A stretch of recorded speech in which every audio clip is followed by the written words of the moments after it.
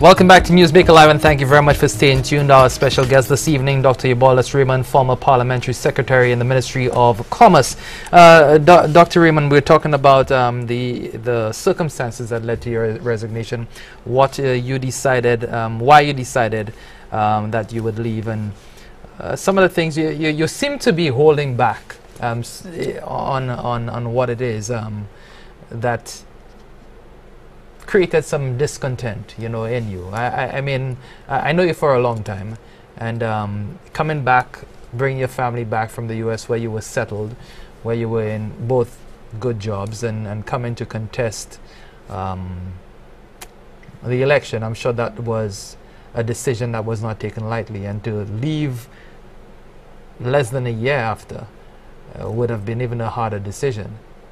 There must have been something. There must have been something or some things that would have prompted that, in addition to the professional development aspect of it. Because who knows what happens in 5 years, or what can happen in 5 years, and whether you saw that parallel shift or that horizontal shift in a positioning, or saw opportunities opening up in government like they usually do. Then, I mean, that would have been something to consider.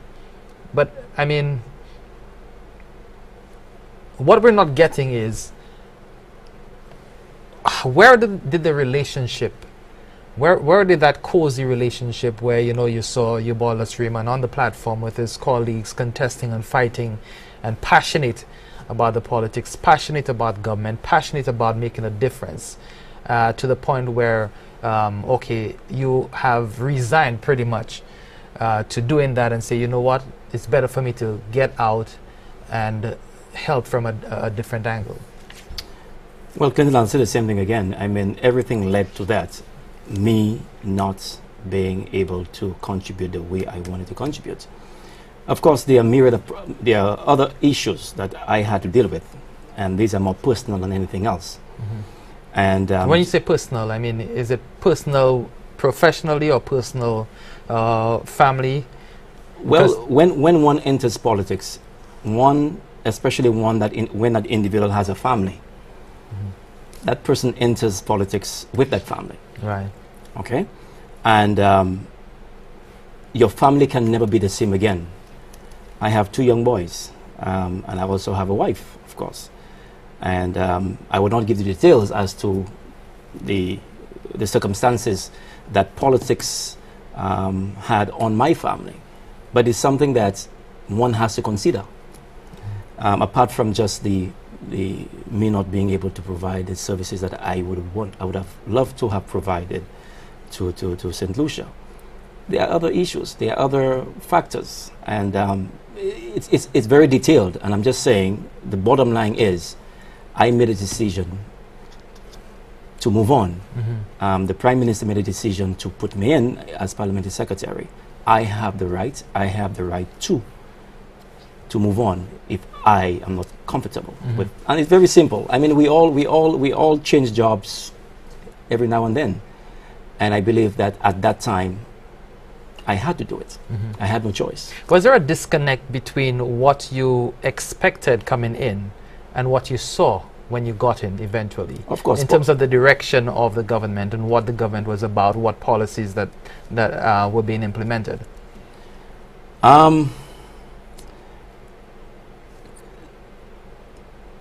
The Labour Party run an elections on better days, mm-hmm. and they instill hope. And I believe that the electorate made the right decision in electing the St. Lucia Labour Party, because I was convinced that what existed then was not what we needed in this country. And therefore I was happy that the St. Lucia, that Labour Party won the elections. But I had some concerns in terms of the direction that the country would have taken. In terms of the manifesto, as I said to you, I had no contribution. I didn't make any contributions to the manifesto, and there are reasons for that. I was very concerned about the heavy expenditure that exists in the manifesto. there were not any revenue streams, so to speak. It was just populated with expenditures, and we are seeing the results of that now, because the government will have to deliver on their promises. I had concerns with that, but I could not have said it at the time. Well, I think one of the you made a comment, Yeah. and it was not taken very well. A comment to the effect that with respect to the STEP program and the $100 million investment in jobs when the government assumed office, or 1 year into that period, that you did not see from an economic standpoint how that would be possible. But if Dr. Anthony said it is possible, and you said that on platform, then you believe it would be possible. You believe that it would be possible. Is that part of what you're talking about? Where Okay, let me make it clear. I believe that if I were to be a leader of a party one day, and I'm about to put a manifesto together, of course you have to have your various committees. And let's say, for example, you have your economics committee. As a leader, what I would do is to provide direction, guidance, give that committee a big picture. Where do I want to take this country? Do I want a private sector-led economy? Do I want to trim the government? Do I want to cut back on national debts? Give that committee that kind of broad direction, and the committee should come up with specifics, policies that will achieve these broad objectives. Unfortunately, in St. Lucia, we don't have that. We don't have that. It's a matter of putting things together that appear to be very well, very attractive to the electorate. After all, you're in opposition, you are there to try to get into government. You are in government, your objective is to retain your seat, or retain governance. So I have problems with the way manifestos are put together in this country, be it St. Lucia Labour Party or the United Workers' Party. For example, when in opposition, do opposition parties look at the fiscal positions, or fiscal position of the country in formulating the manifestos? I don't think so.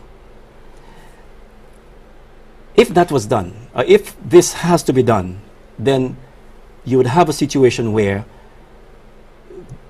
the opposition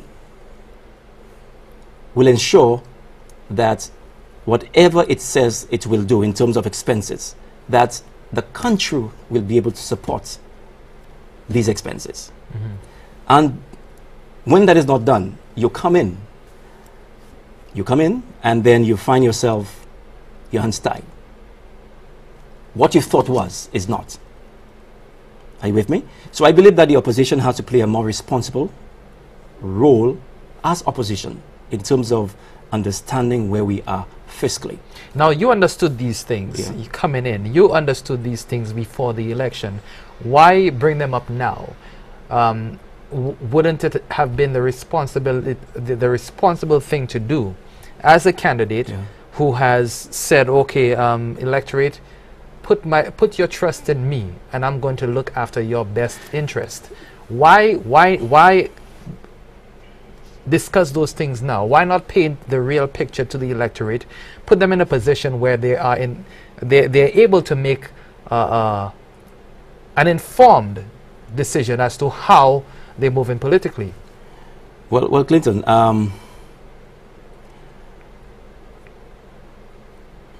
I have learned in politics that criticisms are seen as opposition. If you criticize, or if you provide a perspective of something, most of us in St. Lucia see this as opposing. And when you do that, most times you are not what you are presenting becomes a problem. You become the problem. I learned that very early. And I learned to keep my mouth quiet or shut as much as possible. But is that good for the electorate, the people that you are seeking to represent? Is that the best sort of representation when someone who knows better, Yeah. and we see that all the time, Yeah. when people who know better Yeah. keep silent at the expense of the country and Yeah. the people, just for the expedience of gaining power or retaining power? Well, Clayton, that's one of the reasons why I resigned. That's one of the reasons why I resigned, because I was not convinced with what was presented to the people of St. Lucia in terms of the manifesto. I wasn't convinced. That's one of the reasons why. Is there anyone in the Labour Party who knows that? Have you spoken openly about that to anyone within the Labour Party to indicate that, okay, I am not satisfied with the contents of this manifesto, I cannot subscribe to those policy statements to a high degree? I did it in private, one or two individuals. I express my concerns about it. I did. And the reaction? Just listen. Very, very quiet, nothing. Yeah. So I was feeling guilty all along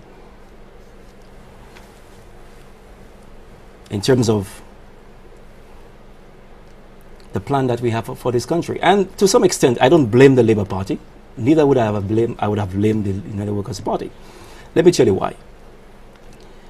It's because 34 years into independence, and this country does not have one national or strategic development plan. This is a country. This is an economy. This is you're dealing with the livelihoods of people. There are so many sectors in this economy, and we don't have a national vision plan, development plan. That is absurd, isn't it? What direction are we giving this country? What is the direction of this country in the next 5 years, next 10 years, next 15 years? Where do we want to see this country in the next 10, 15, 20 years? Where? So without a roadmap for this country, what parties will do will come in and just put things together without any direction of this country. Where are we going? A 5-year plan is not a national plan. Mm-hmm. And by the way, a manifesto is a political document more than an economic document. So what are we building on? That's my question. So I believe we need to change the way things are being done in this country, period. I believe that when manifestos are being put together, responsible parties supposed to put at least a 3-year strategic plan, or maybe 4 or 5 years strategic plan, and have budgets in these manifestos. In other words, how do you want to fund these projects, these programs? How are you going to do it? And the people supposed to be wholly responsible for these things. Now, you said earlier on that you felt that the election of the Labour Party was the better choice because you have to... was the electorate caught between a rock and a hard place to your mind? Because from what you're describing here, the plan that was presented by the Labour Party is not much of a plan for St. Lucia to go by. So were we just caught with the better of two bad choices? I am not too sure if the United Workers' Party plan would have been a better one either. Right, that's what I'm saying. And so was the Labour Party, to your mind, the better of two bad choices? You have two political parties putting themselves out, offering themselves for service, but then neither has a plan that would take the country anywhere. Well, I think in terms of the reputation of the country, that is key. And I think we were losing that kind of reputation that we had as a country, and that is so important for our development. There has been, or there is, some kind of stability in terms of, I would say, political stability in this country. And that's because of the existence of the Labour Party in government at this point in time. So there are positive things that the Labour Party has brought to this country in the last year and probably a half. They are positive things. But going back to the plan I'm talking about, the manifesto, there are also good things there. But we have to look at the big picture. Where do we want to see ourselves? Where will this plan, the 5-year plan, take us? That's the big question. And that's my concern. We're due for a break now. We'll take our second break on Newsmaker Live. When we come back, we'll continue our discussion with Dr. Raymond about his plans, what he would like to see St. Lucia becoming, and also the current economic situation. Stay with us. Don't go away.